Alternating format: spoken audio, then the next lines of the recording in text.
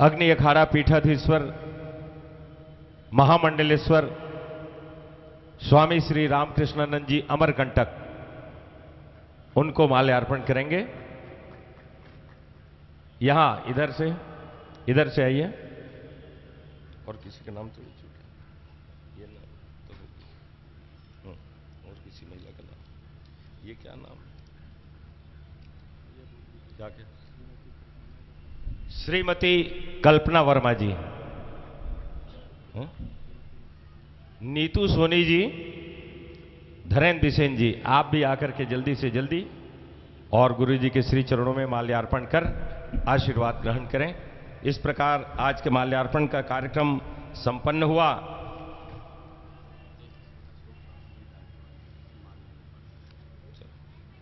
अब इसके बाद समय की देरी को देखते हुए, विलंब को देखते हुए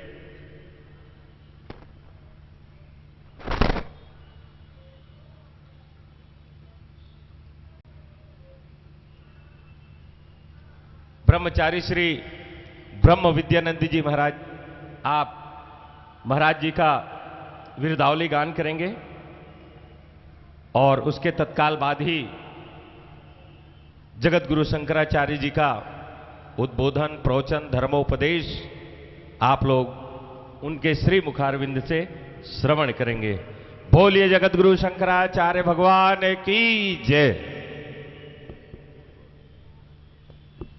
ओम सजयति सिंधुर्वदनो देवो यत्पादपङ्कजस्मरणं वासर्मणिरिव तमसां राशीन्नाशयति विघ्नानां। नारायणसमारम्भां शङ्कराचार्यमध्यमाम् अस्मदाचार्यपर्यन्तां वन्दे गुरुपरम्पराम्। श्रीमत्परमहंसपरिव्राजकाचार्यवर्याः पदवाक्यप्रमाणपारावारपारिणाः यमनियमासनप्राणायामप्रत्याहार धारणाध्यानसमाध्यष्टाङ्गयोगानुष्ठाननिष्ठाः तपश्चर्याचरणचक्रवर्तिनः अनादिगुरुपरंपरा प्राप्त वैदिक धर्म प्रचारण परायणाः सकल दर्शन समन्वित वेद वेदांत सिद्धांत प्रतिपादकाचार्याः निगमागमसार हृदयाः सर्वतंत्र स्वतंत्राः अनंत श्री विभूषित जगद्गुरु श्रीमदाद्य शंकराचार्य भगवत्पाद स्थापित मर्यादा पोषण परायणाः परापर विद्या विद्योतितान्तःकरणाः अलकनन्दातीरवासिनः उत्तराम्नाय ज्योतिर्मठाधीश्वराः गोमतीतीरवासिनः पश्चिमाम्नाय द्वारका शारदापीठाधीश्वराः अनंत श्री विभूषित जगद्गुरु शंकराचार्य श्री स्वरूपानंद सरस्वती स्वामी वर्याः विजयन्ते तराम। धर्म की अधर्म का प्राणियों में विश्व का गौमाता की धर्म सम्राट जगतगुरु शंकराचार्य भगवान की जय हो। धर्म सम्राट ज्योतिष पीठाधीश्वर महाराज की जय हो। धर्म सम्राट द्वारका शारदा पीठाधीश्वर महाराज की जय हो। राजा रामचंद्र भगवान की जय। हर हर महादेव।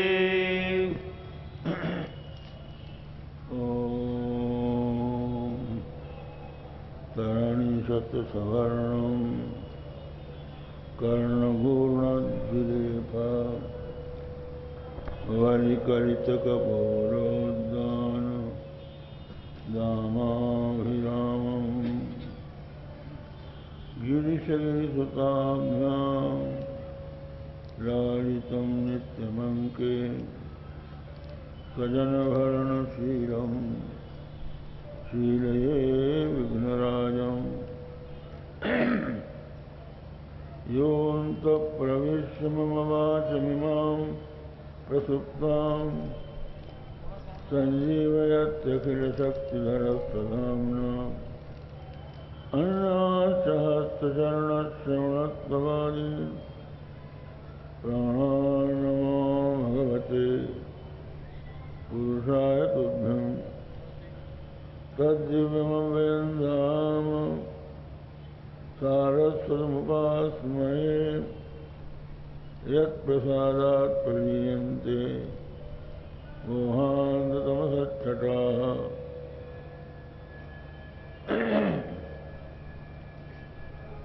श्री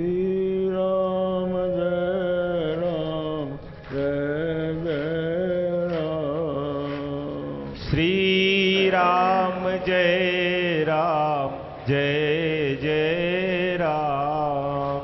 श्री राम जय राम जय जय राम। श्री राम जय राम जय जय राम। श्री राम जय राम जय जय राम। श्री राम जय राम जय जय राम। श्री राम जय राम जय जय राम। श्री राम जय राम जय जय राम। श्री राम जय राम जय जय राम। श्री राम जय राम जय जय राम। श्री राम जय राम जय जय राम। श्री राम जय राम जय जय राम। श्री राम जय राम जय जय राम। श्री राम जय राम जय जय राम। श्री राम जय राम जय जय राम। धर्म की जय हो, अधर्म का नाश हो, प्राणियों में सद्भावना हो, विश्व का कल्याण हो। गो माता की जय हो, गो हत्या बंद हो। हर हर महादेव। महादेव। उपस्थित सज्जनों, देवियों, गोस्वामी तुलसीदास जी महाराज ने रामाख्यमीशम हरिम, राम नाम के जो हरि हैं, ईश्वर हैं, उनको नमस्कार किया और ये बताया कि जिन भगवान की माया के ब्रह्मा जी समस्त देवता वशवर्ती हैं और जिनकी सत्ता से मिथ्या जगत भी सत्यवत प्रतीत हो रहा है, वो राम है। सर्वाधिष्ठान स्वप्रकाश परम तत्व ही राम है। उस राम की वंदना कर रहे हैं। वस्तुतः गोस्वामी जी का जो ये मानस ग्रंथ है, ये मात्र इतिहास नहीं है, ये मनुष्य के पुरुषार्थ का साधन है। हम जब भी किसी ग्रंथ का अध्ययन करते हैं, श्रवण करते हैं, मनन करते हैं, तो उसका कोई प्रयोजन होता है। वेदांत में तो ये नियम है, अधिकारी, संबंध, विषय और प्रयोजन, इन चारों को अनुबंध चतुष्टय कहते हैं। इसका अधिकारी कौन है और प्रयोजन क्या है, संबंध क्या है और विषय क्या है।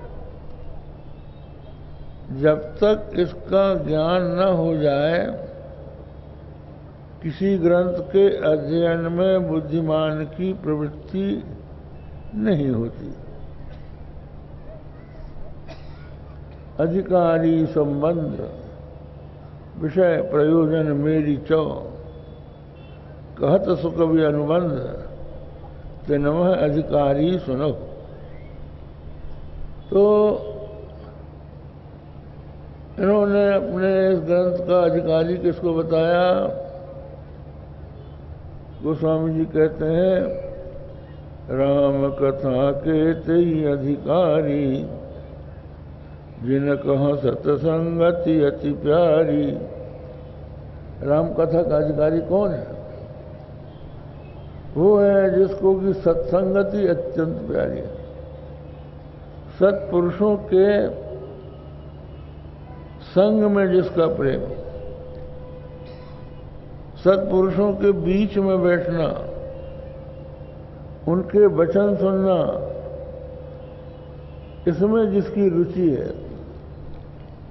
वही राम कथा का अधिकारी है। वस्तुतः जो संत महात्मा होते हैं वो क्या बोलते हैं, किसकी चर्चा करते हैं, तो उनके बीच में सिवा हरि के परमात्मा के स्वरूप गुण कीर्तन और चरित्र को छोड़कर उनका और कोई विषय नहीं होता। इसलिए जो गृहस्थाश्रमी हैं और विरक्त हैं वे उस समय प्रसन्न होते हैं जब उनको कोई सत्पुरुष मिल जाता है। संत का दर्शन हो जाने पर उनको प्रसन्नता होती। भगवान श्री राम ने वर्षा ऋतु का वर्णन करते हुए लक्ष्मण जी से कहा लक्ष्मण देखो मोरगण नाचत बारिद पेख गृही बिरतिरत हर्ष जस विष्णु भक्त का देख। हे लक्ष्मण, इस समय काले काले मेघ जब आकाश में दिखाई पड़ रहे हैं, इन मेघों को देखकर मोर नाच रहा है। नाचत बारिद पेख, ये भगवान का भक्त है। वारिद जल देने वाला जो मेघ है उसको वारिद कहते हैं, और वो श्याम होता है, उसका श्याम वर्ण होता है। तो श्याम वर्ण के भगवान श्री राम हैं, श्याम वर्ण के भगवान श्री कृष्ण हैं। उन्हीं से भगवान की उपमा दी जाती है। भगवान श्री कृष्ण को तो कहते हैं घन श्याम मेघ श्याम। तो उस मोर को मेघ देखते ही भगवान श्री राम का स्मरण हो आता है, तो वो नाच उठता है। लक्ष्मण देखो मोरगण नाचत बारिद बेग गिरी व्रतिरत हर्ष जस। जो गृहस्थाश्रमी है वो बड़ा परेशान है। परेशान क्यों है कि जिसको देखो कोई तो अर्थाराम है और कोई है इंद्रियाराम। अर्थाराम उसको कहते हैं जो धन को प्राप्त करने में ही आराम मान रहा है, अर्थाराम, और दूसरे हैं इंद्रियाराम। इंद्रियों को तृप्त करना, भोग भोगना, यही तो संसार के लोगों का काम है। जहां बैठो उनके बीच में आप जाते ही उसने कितना कमा लिया, कहाँ किसको कितना नफा हुआ, कहाँ किसको नुकसान हो गया, और कौन सा विषय सुंदर है, क्या प्राप्त करना चाहिए। कहीं भोजन की चर्चा चल रही है, कौन सा भोजन बढ़िया लगता है, कहीं इत्र फुलेल की चर्चा चल रही है, कभी प्राकृतिक सौंदर्य की चर्चा चल रही है। यही तो है। तो इसको सुनते सुनते बेचारा परेशान है। अरे कोई तो हरि की चर्चा सुनाए। बहुत से बादल आए, गरज गरज कर चले गए। जब मेघ आया, काला मेघ आया, तो उन्होंने सोचा कि अब यहां से वर्षा होगी। अर्थात भगवान के गुणगणों का वर्णन ये करेंगे, भगवत कथा सुनाएंगे, तो उसको इस बात से हर्ष होता है। गृह व्रत विरत हर खजस, गृहस्थ आश्रम में है लेकिन मन में वैराग्य है। अर्थाराम और इंद्रियाराम लोगों की गोष्ठी से वो ऊब चुका है। ये बताया है कि इनकी गोष्ठी में बैठने वाले को कोई शांति नहीं मिल सकती। ये तो सिवा प्रपंच में धसाने के और कुछ नहीं करेंगे। इसलिए इनकी गोष्ठी में नहीं बैठना चाहिए। जहां भगवान की कथा रूपी अमृत की वर्षा होती हो, उन महापुरुषों के पास, उन सज्जनों के पास बैठना चाहिए।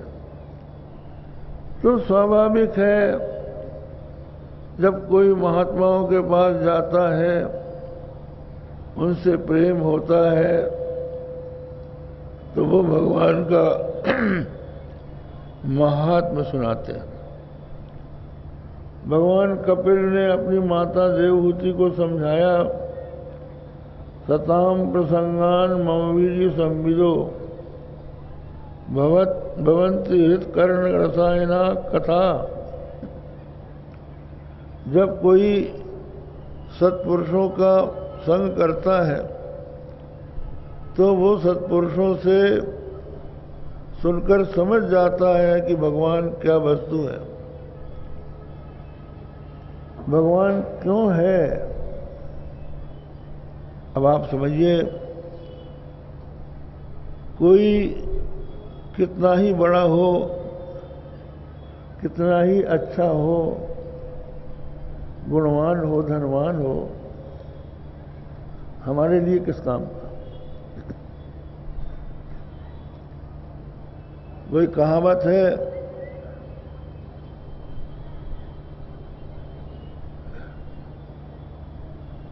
60 गांव का चौधरी और 80 गांव का राव, और अपने काम न आया तो भाड़ में जाओ।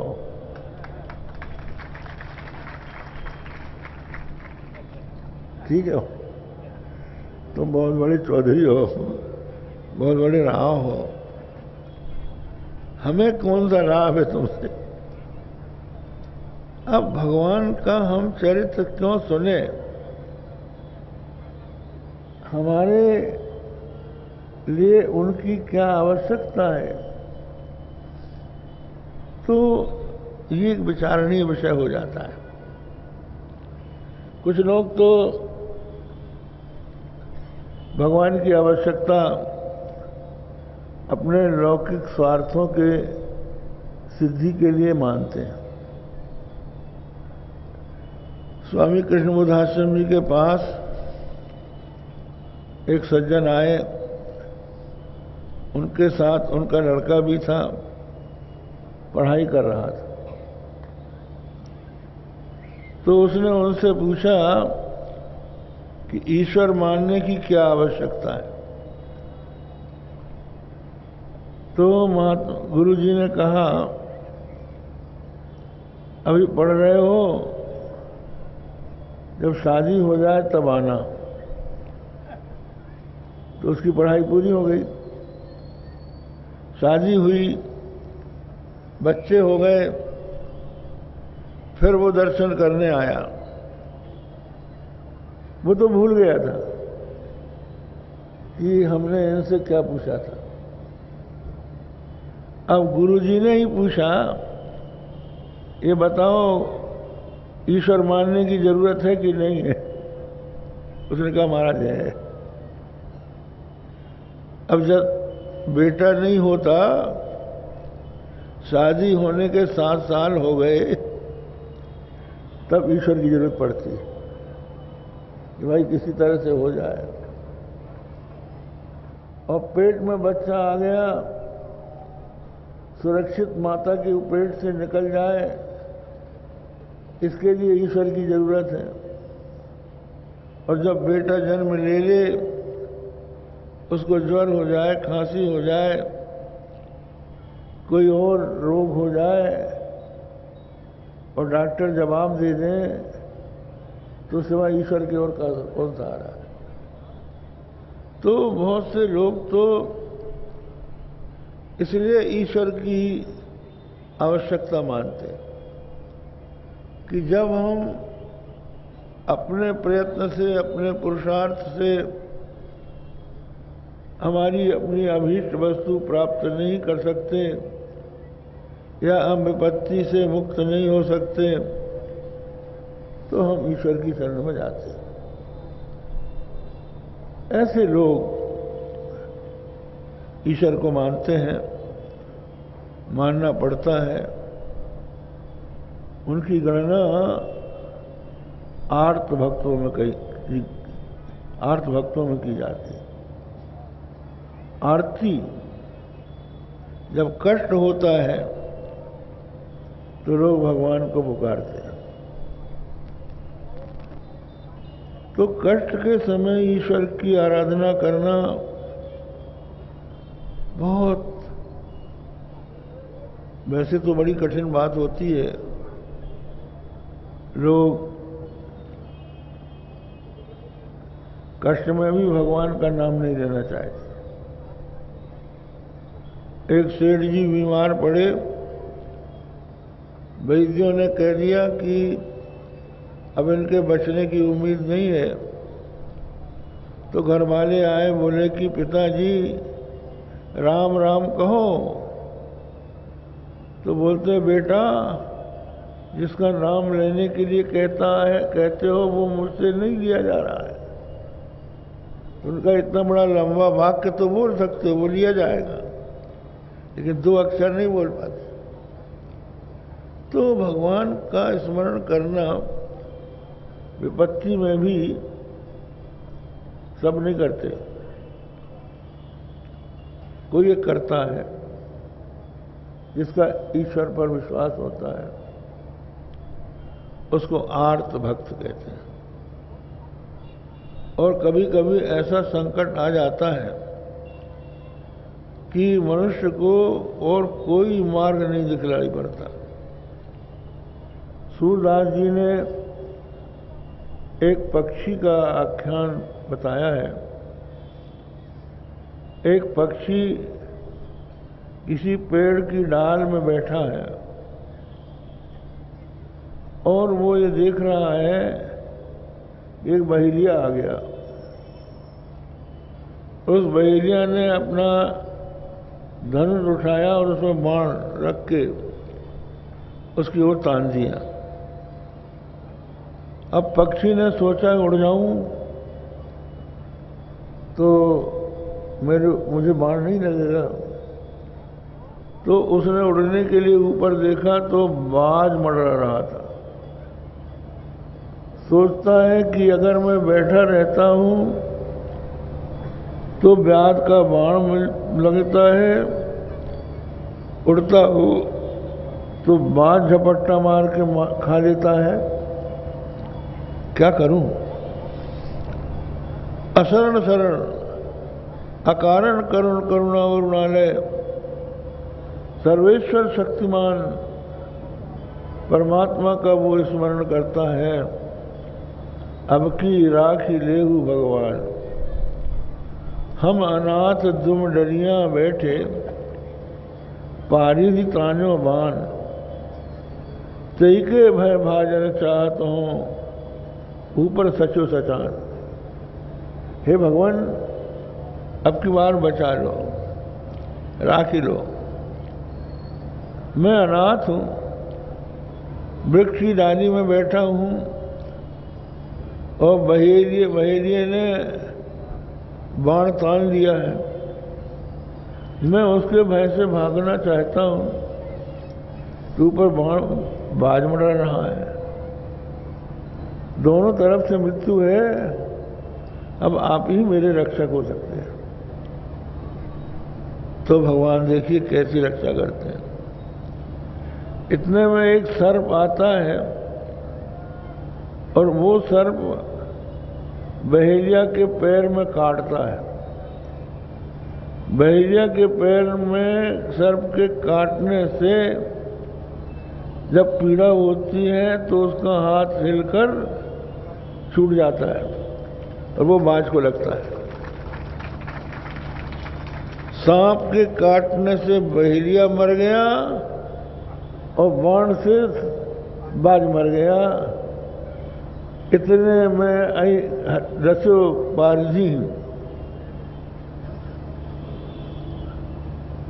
पारजी को सर्प ने डस लिया और बाण छूटा तो लगा बाज को। सूरदास हरि कृपा कीनी, जय जय कृपा निधान। तो भगवान ने रक्षा कर ली। तो ऐसे लोग भी हैं जो आर्थिक के कारण, विपत्ति के कारण आर्तत्राण भगवान की शरण में जाते हैं, लेकिन ये मुख्य नहीं है। कुछ लोग धन दौलत के लिए, संसार के वैभव के लिए भगवान की शरण लेते हैं, तो वो भगवान की शरण लेते हैं, बड़ी बात है। इतना विश्वास तो उनको है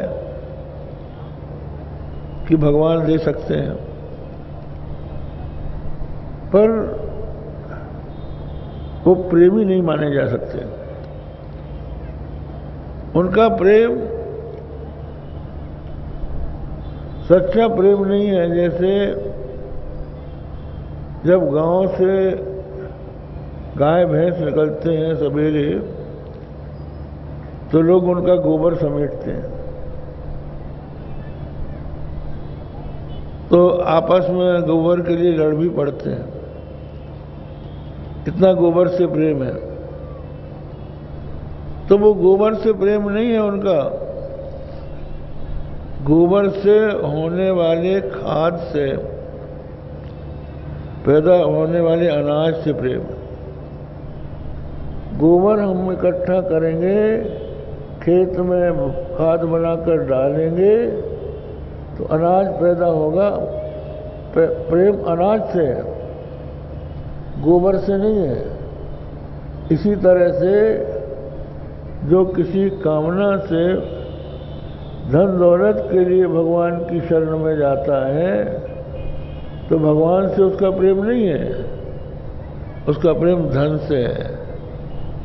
वो हमको भगवान दे दें इसके लिए प्रेम कर रहा, न दे तो नाराज भी हो जाता है। बहुत से लोग ऐसे हैं। आजकल तो इसी तरह के भक्त लोग बहुत ज्यादा हो रहे हैं। एक निर्मल बाबा का अखबार में आता है, 10 रुपया का नोट रख लो तो सब रोड खिंच के आ जाएंगे। तो लोग 10 रुपये का नोट प्राप्त करने के लिए हजारों रुपये खर्च कर रहे हैं, धन मिल जाए। तो न निर्मल बाबा से प्रेम है, न 10 रुपये के नोट से प्रेम है, आने वाली दौलत से प्रेम। तो ऐसे प्रेमी, ऐसे महात्मा और ऐसे प्रेमी दोनों ही ठग हैं। कहते हैं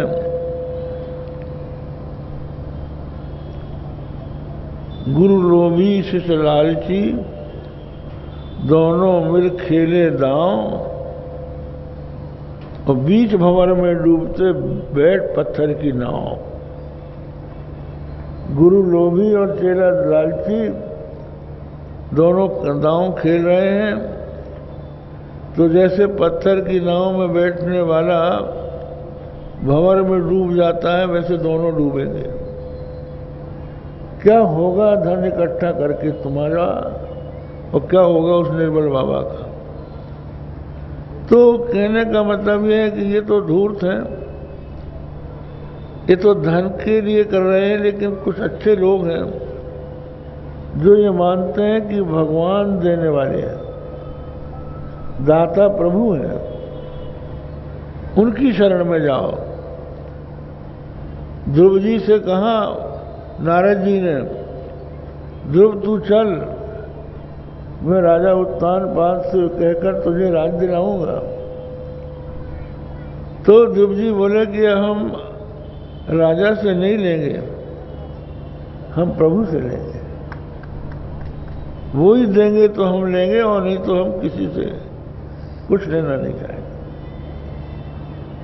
उपमन्यु नाम के एक भक्त थे, भगवान शंकर के परम भक्त थे। तो उपमन्यु ने भगवान शंकर की आराधना की, और की इसलिए कि राजकुमारों के साथ खेलते खेलते उपमन्यु राजमहल चला गया, तो उसको राजमहल में दूध पीने को मिल गया। दूध का स्वाद उस गरीब ने लिया, बड़ा अच्छा लगा। माँ से कहा मैया हमें दूध दो।